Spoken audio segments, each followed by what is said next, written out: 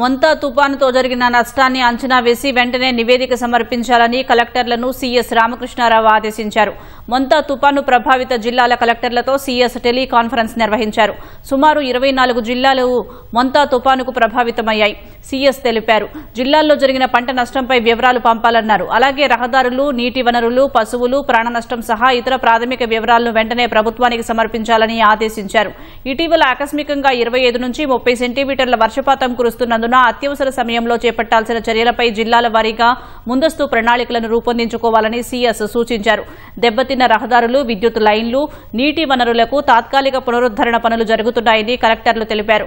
అంగన్వాడీలు, పాఠశాల భవనాలు ధ్వంసమైనట్లయితే వాటి పునరుద్దరణకు వెంటనే నిధులు మంజూరు చేయనున్నట్లు సీఎస్ రామకృష్ణారావు తెలిపారు.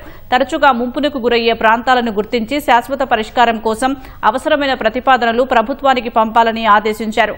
పరిహారం అందించేందుకు వీలుగా నష్టం వివరాలను ఈ నెల 3 వరకు పంపించాలన్నారు. పునరావాస చర్యల్లో నిర్లక్ష్యం చేయవద్దని సీఎస్ స్పష్టం చేశారు.